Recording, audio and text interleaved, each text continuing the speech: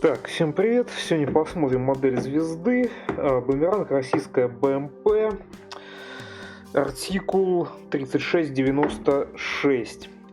Так, что по самой машине? В принципе, новая перспективная машина. У звезды она пишет, что это БМП, но по факту это новая перспективная колесная целая платформа, на которой должно выпускаться, может быть выпускаться много различных вариантов данных машин. Впервые она появилась, собственно, на выставках в 2013 году, потом неоднократно машины, в частности в варианте БМП, показывались на парадах, на выставках и так далее. Но по факту вот уже, собственно, на текущий момент 23 год, и только сейчас, вроде как в 23 году, есть какая-то информация, что данные машины в российской армии как-то начали испытываться для подготовки к принятию их на вооружение. То есть, собственно, от первого показа, собственно, до каких-то лишь пока разговоров о том, чтобы их принимать на вооружение, уже их отделяет 10 лет. Собственно, машины данные по факту, как бы в реальных условиях еще нигде не воевали. И, собственно, это, наверное, вопрос будущего, будут ли они, собственно, воевать. Это другое. Значит, что можно сказать по машине? Сама машина, как мне кажется, явно сделана, спроектирована под влиянием каких-то иностранных, западных, собственно, мыслей по компоновке таких машин, то есть как страйкеры, пиранья, лав, тайваньские машины, китайские машины. То есть, в принципе, эта компоновка, по которой Бумеранг сделан, она уже даже в моделях мне уже много раз встречалась. Соответственно, двигатель у нее находится в передней части, где-то вот здесь, скорее всего, как мне кажется. Сзади у нее десантный отсек, аппарель открывается назад, выход десанта осуществляется назад. У нее неуправляемый боевой модуль, компьютеризированный, автоматизированный полностью, и машина, она является плавающей, то есть вот у нее видно водометные двигатели здесь есть, соответственно. Из приколов, да, вот боевой модуль, они могут быть разные, эти боевые модули. Насколько я помню, помимо вот этого боевого модуля, который у звезды на модели, уже как минимум один существует боевой модуль другой. Соответственно, он совмещает в себе как автоматическую пушку, так и туры-корнет. Вот 4 штуки здесь показано. И, соответственно, он полностью управляется изнутри отсеков машины, полностью дистанционно, по мониторам, там, джойстиками и так далее. Кнопками, в том числе может сам в автоматическом режиме сопровождать и вести огонь по цели. После целеуказания стрелком, конечно. Да, вот видно, что зеркала, вот это все как бы говорит о том, что это какое-то новое, скажем так, слово в строении БМП, БТРов для российского ВПК. Значит, что по самой модели? Звезда эту модель разработала, выпустила в 2019 году, в принципе, не так давно. И, собственно, больше никаких линеек машин данной линейки звезда не выпускала, что, в принципе, логично, как так, наверное, сама машина, собственно, еще и на вооружение не поступала, наверное, пока ничего они не делали с ней. Значит, что? Модель довольно новая. Что у нее сзади? Значит, стандартный бокс-арт впереди, сзади тоже стандартные новые коробки звезды. Показаны фотки собранной модели, трехцветный камуфляж. Вот у нас собрана машина. Показаны основные ее элементы, какие-то прикольные, забавные. Значит, габариты 24 сантиметра, небольшая, 409 деталей, в принципе, не то чтобы очень мало, не то чтобы очень много. Историческая справка, которая как раз нам говорит про вооружение, про парад Победы, на которых там она участвовала, и так далее, про боевые модули. И также на боковике у нас присутствуют стандартно тоже для звезды томиевские и звездовские краски, и развертка декали. И та же самая информация по габаритам. Так, будем смотреть. Тут у нас боковая загрузка. Те же самые двойные коробки звезды. Так, на пломбах. Скрываем, так сказать, прямо здесь.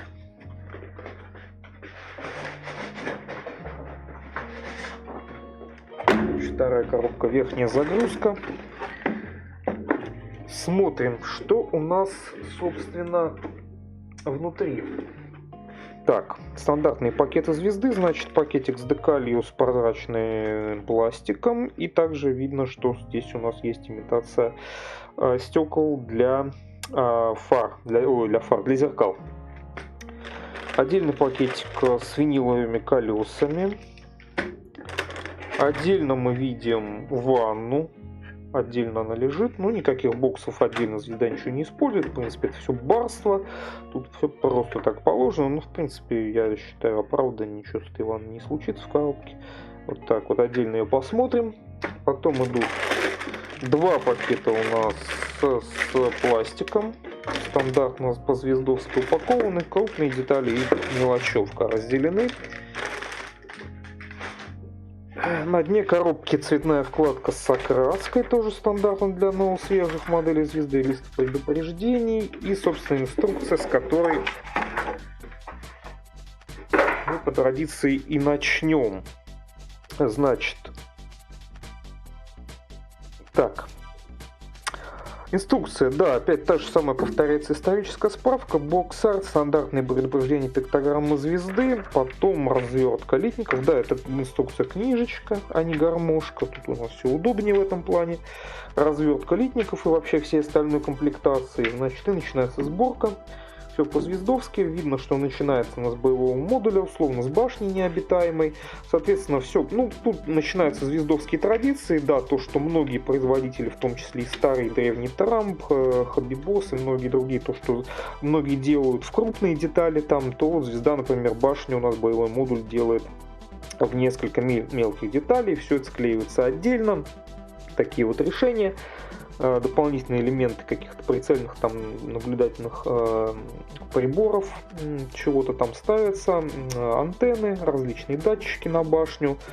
В общем, потом собираются птуры корнет, трубы этих птуров, это, насколько я понимаю, они, да, располовинены в целом, ну, элементы их держателей и так далее, вот это все собирается у нас. Значит, прицельные какие-то комплексы наведения, вот тут также у нас собирается несколько деталей, не совсем понятно. Ну да, вроде как сейчас прозрачные литники используются именно в сборке элементов прицельных комплексов, то есть те элементы, которых это стекло, какие-то объективы, окуляры, соответственно, камер каких-то. Это все у нас будет прозрачный пластик, соответственно, в принципе, это, наверное, достаточно круто. Также ствол пушки здесь автоматической появляется, ствол спаренного пулемета, ствол пушки сделан, ну, небольшой в одну деталь, соответственно, вот, спаренный пулемет и, ну, собственно, крупные подсборки птуров крепятся на башню, элементы наведения, наблюдения, соответственно, вот эти тоже крупные узлы. По-звездовски это все так скомпоновано, тоже крепится на башню, соответственно, у нас получается, я так понимаю, ну, вроде как почти полностью собранная башня, а дальше мы начинаем работать по корпусу. Вот опять же, да, звездовские традиции, только ванна у нас, ну, отдельно большой крупной деталью, все остальное по корпусу у нас это отдельные детали. То есть, если, ну, причем даже не одна отдельная деталь, вот как вот здесь можно увидеть, что, например, лобовая часть это отдельная деталь, то, что под башню корма это отдельная деталь, ну, точнее не корма, но вот эта часть. И вот эта кормовая, ну тут как в принципе логично, это отдельная деталь, то есть в принципе многие производители вот этот вот, например, вот здесь блок, который здесь показан, они делают в одну деталь, которая просто накрывает ванну, собственно, и вот мы радуемся, собственно, потому что сэкономили время, но это не путь звезды. Так, ну да ладно, в принципе не то чтобы это прям что-то сильно меняло, с стыкуемостью свежих моделей звезды все более-менее нормально, поэтому, наверное, это вопрос чисто немножко больше хлопот. Значит, отдельно мы детализируем верхнюю часть, вот эту всю отдельно, то есть вот элементы вот верхних люков для десанта, какие-то мелочевки, крючочки, все такое. Отдельно мы детализируем корму, то есть, собственно, вот эта аппарель, она откидывается вниз.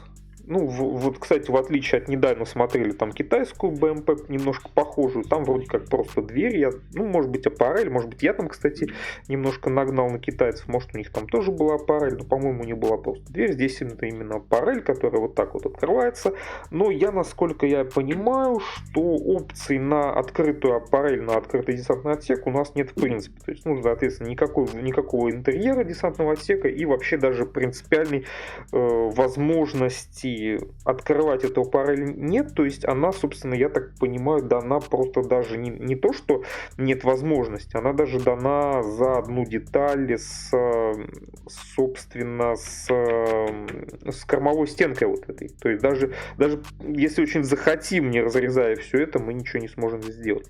Ну да ладно, в принципе, меня это лично не печалит, я не собираюсь делать открытых десантных отсеков по бумерангу, ну вот, наверное, кого-то в целом может немножко опечалить, потому что чаще всего, в принципе, другие производители, даже при отсутствии интерьера, но все-таки различные аппарели, различные двери, лючки, вот, например, вот здесь они все-таки делают чаще отдельно. Ну вот лючки мы при желании люки сможем открыть, если очень захотим. Лобовая деталь детализируется. Вся деталировка как бы отдельно ставится еще на неприклеенные детали к корпусу.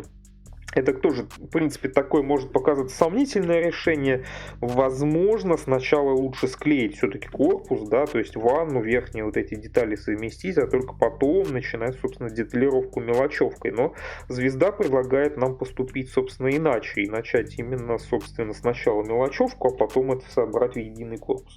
Потом переходим мы внезапно к низу ванны. Вот мы видим внезапно ванну. Тут прям выдающаяся, я бы сказал, в этой модели. То есть там такое количество мелкой деталировки именно отлито на самой ванне. И тут мы еще дальше усугубляем эту деталировку, еще кучу всякой мелочевки наклеим. Но это прям какой-то чемпион по детализации ванны корпуса для БМП, которых я вообще встречал.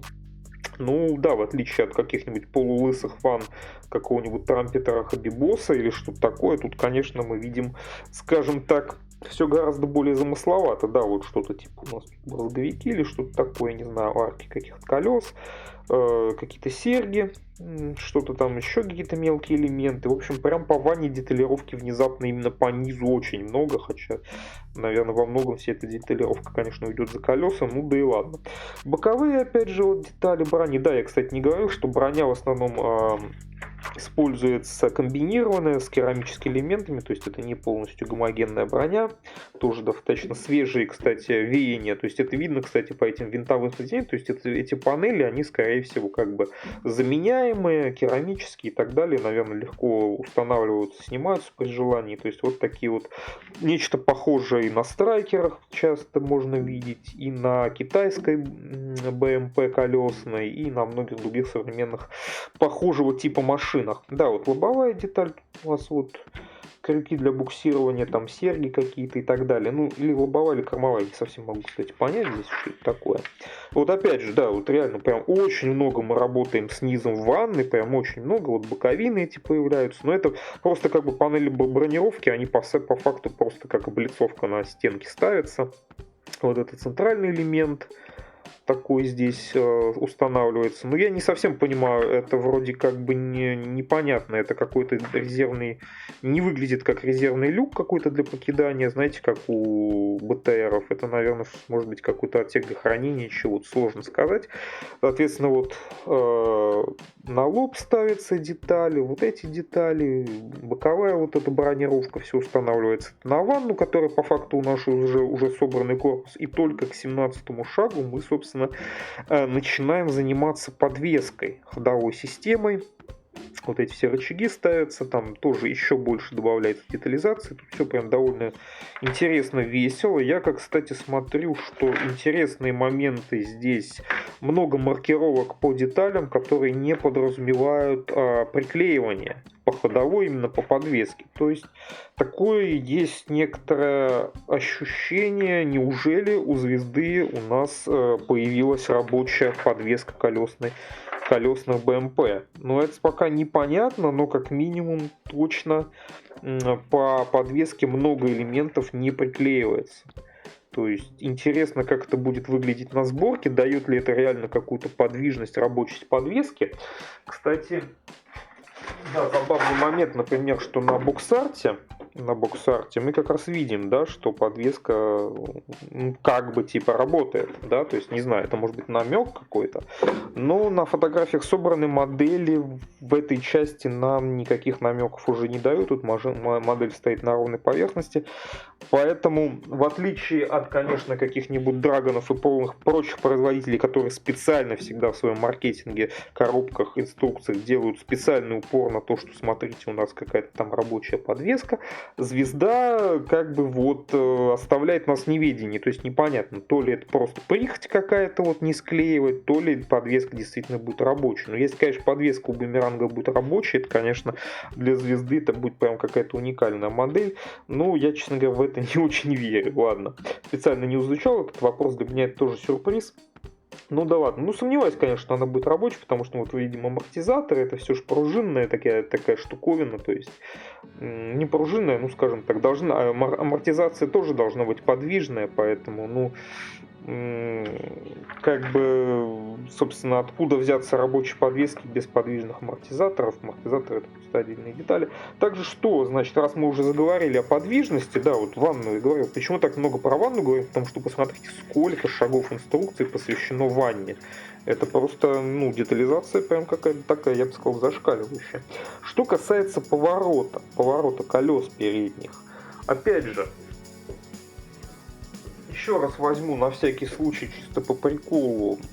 На фотках готовой модели ничего не показано по поворотным передним колесам, соответственно. И чисто по сборке, насколько я могу, ну так сказать, чисто зрительно судить, по-моему, никаких опций с коробочной поворотности передних осей колес, ну не осей, в смысле колес передних осей, у нас вроде как нет. Ничего об этом я не вижу, по крайней мере при беглом взгляде. Ну также тут детали водометных движителей сзади, да, вот у нас это все показано. Винты, тут это все такое, ну, тоже, ну, конечно, детализация сравнить, да, с тем же ZBL Хабибоса, да, тут, конечно, совершенно другой уровень детализации, тут деталей огромное количество, но зато нет никакого травления. Так, ну вот, куча деталировки по движителям, куча опять подвеска, ну, то есть подвеской прям работать будем плотно, но зато, когда у нас эта самая ванна и подвеска заканчивается, у нас буквально, собственно, 2 шага остается, где мы делаем финальную деталировку корпуса, то есть вот, например, прибор наблюдения механика-водителя. Ну, кстати, я так понимаю, по машине, собственно, буквально у нас возможность открывать люки будут исключительно вот эти над десантным отсеком. Отсек механика-водителя, насколько я понимаю, у нас вот это, ну, скорее всего, я подозреваю, это поднимающийся люк. По крайней мере, в инструкции никакой опции на то, что его можно будет открывать, нету. То есть будем считать, что, наверное, такой опции нам просто не дают. Значит, хотя какие-то вариации для разных вариантов откраски все-таки присутствуют. Не совсем понятно, в чем они состоят. Возможно, какие-то закрытые приборы наблюдения, а возможно, именно, может быть, разные года съемки машины, когда машина могла дорабатываться, какие-то узлы могли меняться, не совсем понятно. Ну да ладно. Что еще из интересного здесь у нас видно? Вот это непонятные не совсем элементы, как будто какие-то створки, которые что-то защищать должны по воздухозабору или выхлопу двигателя, не совсем понятно. Да, перископы, как я уже говорил, собственно, прозрачные детали, антенны у нас, да, вот с антеннами ничего колхозить не надо, они в пластике, они толстые. По колесам, да, интересно, что у нас помимо колесных дисков внутрь ставятся какие-то детали, я не понимаю, по амортизации или что, они почему-то из 2 половин, то есть что-то интересное, какое-то новшество у нас прям. В общем, много деталей по колесам, тут, смотрите, и как бы 2 половины диска, и какой-то колпак ставится снаружи. Ну, понятно, по крышке у нас это стандартный винил. И, собственно, да, вот тоже характерный для современных иностранных машин вот эти такое большое остекление зеркал по бокам. Тут прям показано, как использовать эту самую зеркальную пленку для имитации этих сложных зеркал. Ну вот водоотбой, я так понимаю, для водного хода, соответственно. Ну, кстати, на его опцию открыть-закрыть нам тоже ничего не говорят. То есть, в принципе, по вариациям тут достаточно очень, скажем так, вот скудно. Буквально все, что я за всю инструкцию заметил, это вот эту маленькую врезочку про какую-то там вариацию, которую можно сделать. По-моему, никаких других вариаций за всю инструкцию, собственно, нам не показали. Так, что еще по бумаге остается? Вкладка с окраской. Собственно, я как уже понял, что будет 2 варианта. окраски, которые нам дает привязка на парад Победы. Не написано, кстати, даже какой год, но они, по-моему, с 2015 года довольно регулярно бумеранги участвуют в парадах. Соответственно, такая уже достаточно стандартная для парадов Победы маркировка показана. Кстати, вот сейчас заметил, что это, судя по всему, трос у нас так интересно крепится вот здесь, да, где-то над колесами. Я, кстати, не обращал на это внимания. Довольно интересный подход, если это действительно трос. И, значит, он, кстати, в пластике, если он был, потому что, да, у звезды ни травления, ни металлических тросов традиционно, не то что традиционно, а не бывает там по некоторым юридическим причинам, как все мы уже знаем. Да, значит, показаны декали. Второй вариант — это уже типа на форум армии, ну вот, да, форум. То есть еще на выставках эти машины часто появляются до сих пор. Тут уже трехцветный камуфляж, соответственно, и там немножко какие-то элементы отличаются. Краски, да, которых, кстати, скорее всего больше, чем было указано на коробке, ну да ладно. Ну и, собственно, в остальном по бумаге это все. Давайте смотреть пластик. Значит, самая крупная деталь, о которой, собственно, было много в инструкции, много говорили, огромнейшая такая ванна, то есть она прям вот такая вот огромная, действительно высоченная. Это, кстати, одна из причин в встречаемой критике данной машины именно то, что она у нее очень высокий профиль получился. То есть вот благодаря вот этой огромной ванне, которая, судя по всему, наверное, обладает какой-то свойствами какой-то, возможно, противоминной защиты или что-то такого. Но машина получилась очень высокой, и во многом плане ее критикуют, что она уж слишком заметная цель для противотанковых каких-то ракетных там и прочих систем. Ну, кто знает. В принципе, колесные машины, для них свойственно частенько быть довольно высокими. Вот такая вот гипердетализированная ванна. То есть видно, что звезда прям даже выглядит знает, как выглядит у нас и самый низ ванны. По бокам вот тут куча вот элементов, бронировки, тех панелей, прикручивания винтовых соединений, то есть подвески, крепления. Ну, прям мощно детализированная ванна. Да, внутри, то есть тоже все это сделано, чтобы это все при хранении, отливке не загнулось никуда вовнутрь. В целом, наверное, звезда с задачей справилась. Ну и, собственно, да, интерьерной части никакой вообще минимальной нет. Понятно, смотреть не на что. Вот такая ванна.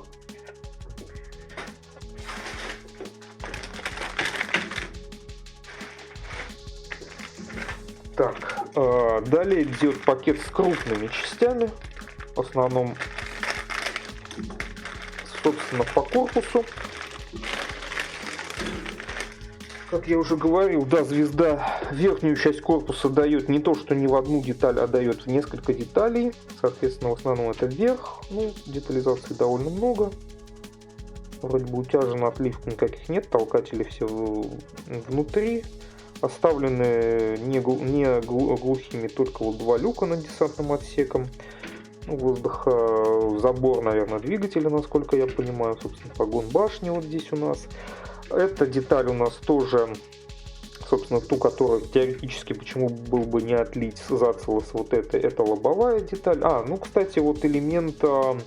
Все-таки люк, я так понимаю, водителя, да, и все его приборы наблюдения, там такой массивный довольно-таки люк, кстати, тоже деталь характерно сделанная для многих похожих иностранных колесных БМП. Он сделан не глухим, и какие-то вроде как имитации каких-то петлей. Возможно, теоретически, если очень захочется, можно как-то изобразить его в открытом виде и, например, показать высовывающегося механика-водителя оттуда, соответственно. Ну, то есть теоретически, возможно, такая есть возможность, хотя в инструкции такого варианта у нас нет. Боковые вот эти бронировка, которая накладывается по бортам корпуса, да, вот с этими панелями винтовыми, опять же, вот эта деталь тоже, по-моему, носовая, но нижняя лобовая деталь, что-то такое, опять же, тут все вот на этих винтовых соединениях, то есть, видимо, это панели вот этой комбинированной брони туда прикручиваются. Соответственно, вот корма, собственно, корма, где вся деталировка, мало того, что аппарель вот эта для выхода десанта, она дана в одну деталь с кормовым вот этим броневой деталью, так, в принципе, весь механизм опускания этой аппарели, он, в принципе, отлит сразу за с кормой. То есть тут, если даже очень захотеть сделать аппарель открытой, наверное, это сделать будет сложно. Ну, какие-то детали брызговиков, там что-то такого, еще какие-то крупные детали, волноотбой или что-то такое. Ну, кстати, по размеру машина, наверное, если ее сталкивать лоб в лоб с ZBL китайской, да, вот который тоже был обзор, наверное, по размеру они, в принципе, не то, что сильно будут различаться. То есть ZBL, наверное, в принципе, такая же длинная, ну, может быть, чуть длиннее. Ну, детали каких-то лючков, детали вот, защиты водометных движителей, еще что-то. Ну, в основном всякие крупные детали. Так, и, собственно, второй большой пакет с литниками, куда у нас запихано все остальное. В основном мелочевка. Так, ничего не обломалось. Вроде как. Начнем, значит, с деталей, наверное, по боевому модулю, по башне. Так, вот такой литник у нас. Единственный боевой модуль из вроде как разных опциональных, которые в реальности существуют, но звезда только один. Исходный, я так понимаю, дает, как он забыл, я, кстати, называется, он необитаемый.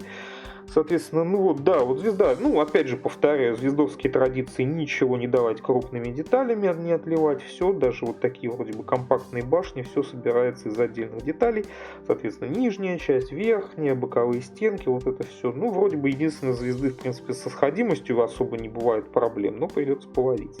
Отверстие под установку приборов наблюдения или прицельных таких комплексов, теоретически, наверное, их можно повернуть, если что-то такое изображать, какой-то экшен, скажем так. Ну и куча всякой мелочевки. Вот это я даже сходу не могу понять, что это такое за элементы какие-то забавные, круглые.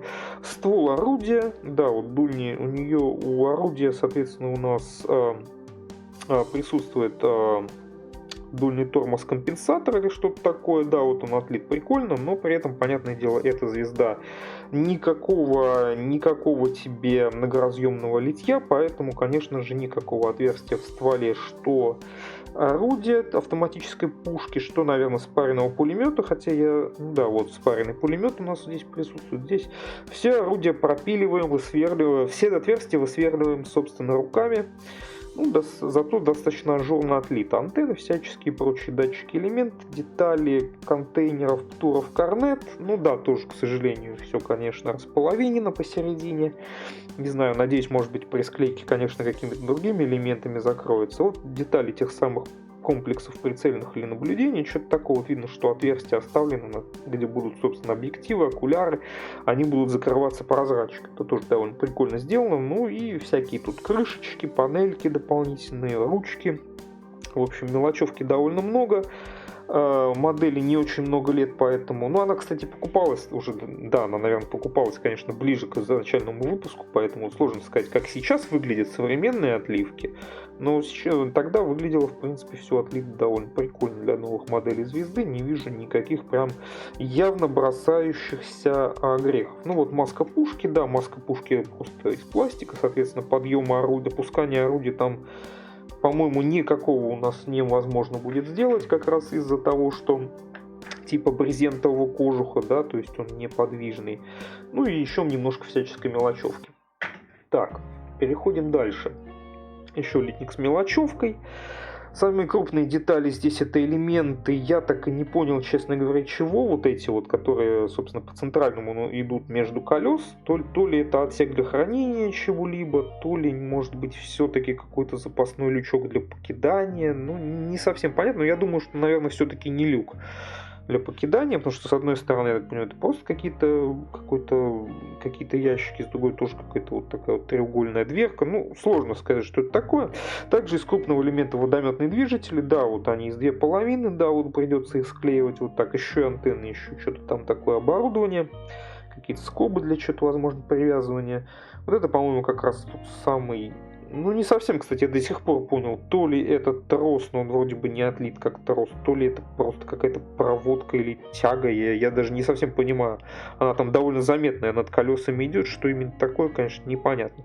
Ну и куча мелочевки, которая вот у нас, как я сказал, мелочевки модели много, тут и ручечки, и какие-то там проводка, и какие-то скобы, элементы чего-то. То есть это просто огромное количество деталей всяких, характерная, в принципе, тема для последних моделей звезды с деталями деталировкой как бы у них все выглядит достаточно круто. Тем более их допускают зачастую к прототипам этих машин. То есть в отличие от многих модельных компаний, которые зачастую делают просто с отсъемов на каких-то там выставках, там показах, может быть, парадах, а вот звезду зачастую допускают, собственно, возможно, даже какой-то документации или каким-то более подробным отсъемом, так как это типа как наш отечественный производитель. То есть так было с танком Армата, так, возможно, и с какой-то другой современной новой техникой перспективной происходит. Поэтому детализацию звезды, возможно, даже лучше будет из аналогичных моделей. У Панды, по-моему, была аналогичная модель, может еще у кого-то, но они, конечно, сильно дороже. Ладно, вот эти детали, собственно, скажем так, размещение механика-водителя, тут его приборы должны, вот эта часть, наверное, я так понимаю, она должна, по идее, подниматься вот так вот полностью. Соответственно, вот тут видно, что под петли отлита. То есть, возможно, ее теоретически можно будет открыть и посадить туда кого-нибудь, но не знаю. Это уже, наверное, для энтузиастов вопрос, но теоретически, наверное, такая лазейка у нас еще оставлена. Ну и вот. Значит, помимо этого, так понимаю, дублирующие литники, да? Да, дублирующие литники в основном по ходовой, в основном, насколько я вижу. Смысла, значит, показывать оба нет, можно посмотреть один. Так, тут куча мелочевки, как мы уже смотрели по ванне и по ходовой, по подвеске, там какое-то чудовищное, конечно, количество детализации, соответственно, вот тут и детали дисков, колес, вот это вот всего там присутствует, амортизация, какие-то рычаги, вот эти все поперечины, также здесь и серьги, также здесь у нас, кстати, куши присутствуют. Я, кстати, по инструкции не успел понять, куда идут эти куши и где у нас именно находится трос. Но видно, что куши, собственно, сделаны только с одной части. Так как у нас вроде как бы все пластиковое и по тросам, то есть никаких ниточек в комплекте нет. Наверное, это не суть важно, что куши сделаны так. Разве что, может быть, кто-то захочет заменить этот гипотетический трос, который я даже, честно говоря, не понял, в какой момент он устанавливается по инструкции. То, может быть, ему будет полезно, что куши сделаны отдельно, но они, конечно же, без отверстия, а вот просто с такими вот пазами. Да ладно. Детали, по-моему, люков, да, тоже над десантным отсеком, поручни крупные, какие-то скобы, крючки, много всяких серег каких-то, петель, куча всего, то есть именно в основном, я так понимаю, это все у нас уйдет на ванну.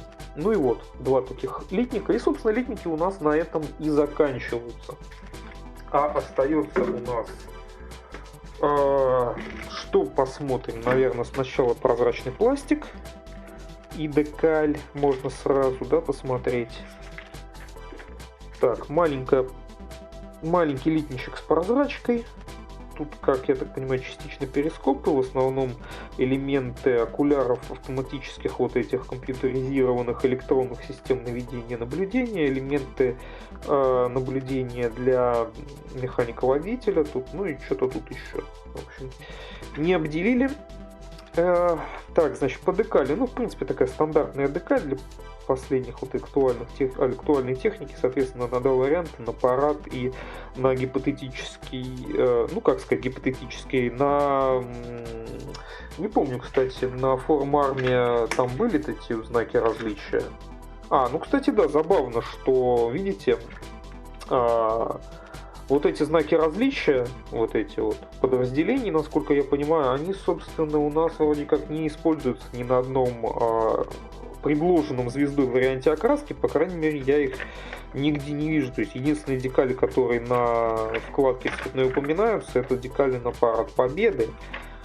Соответственно, между тем у нас по факту дается декаль на номера, причем трехчисловой номер, да, аж дается куча вариантов, и еще на какие-то вот опознавательные знаки подразделений гипотетических. То есть, я так понимаю, звезда нам намекает, втихаря причем намекает, то есть не явно, да, вот так вот по секрету нам намекает своей декалью, что мы можем сделать, наверное, какой-то гипотетический боевой вариант бумеранга с какими-то тактическими, типа как похожими на настоящие номерами. Но это лишь моя гипотеза.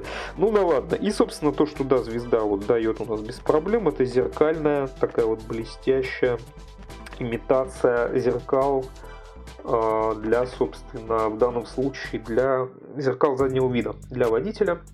Так, и помимо этого, значит, у нас присутствуют еще и колеса. Увесистый пакет с колесами, их должно быть, я так понимаю, 8 штук у нас. Стандартно вот так звезда дает их, еще как бы на литниках, скусывайте сами. Колеса, протектор. Ничего не могу сказать по копийности колес. Вижу, что на них отлиты маркировки. Тяжело, к сожалению, различить, что там написано на них, но маркировки на колесах есть. Посередине традиционный у нас шовчик. Ну, хотя тут шов посередине покрышки вроде не сильно заметен. Где-то на звездовских колесах я сильно хуже видел. Колеса, кстати, производства 2019 года. Ну, точнее, это пресс-форма производства 2019 года, когда и сама модель. Вот, да, вот, собственно, 8 колес. Ну, вроде бы ничего, ленивые колеса, какие-то маркировки на них есть. Я не могу там различить, что на них написано, но маркировки на покрышках точно есть. Так, и я так понимаю, это, собственно, у нас и все, что можно сказать по вот такой вот модели 2019 года. Такая вот колесная платформа BMW Boomerang в исполнении звезды.